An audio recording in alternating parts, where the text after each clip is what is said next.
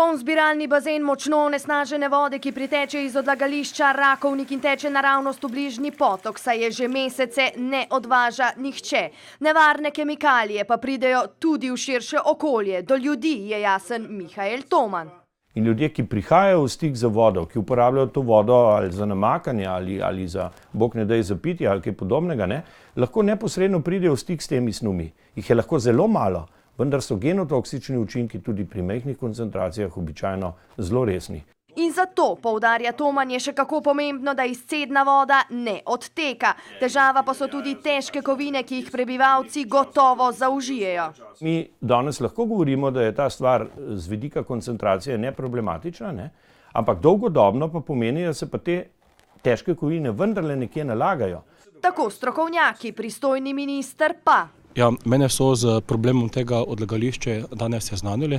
Bolje pozno kot nikoli, pa vendar minister ima celo vrsto zaposlenih ljudi, strokovnjakov in jih vprašamo.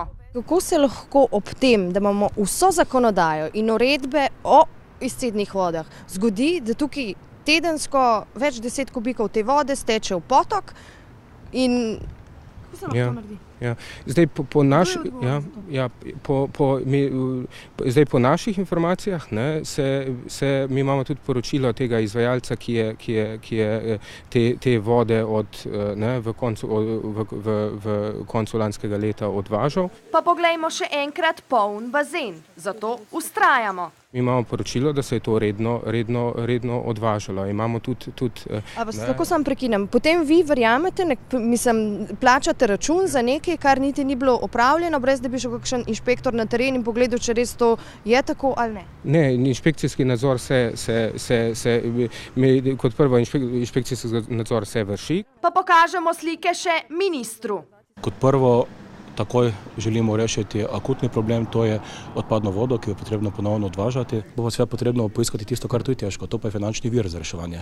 A bolje in ceneje za davkoplačevalce je, da minister najde rešitev takoj, pa je jasen Toman, ki si je natančno ogledal situacijo, saj če je nekaj danes drago, bo čez mnoga leta še bistveno dražje. A tako daleč očitno razmišljajo le strokovnjaki, minister pa dlje od svojega mandata ne rabi videti.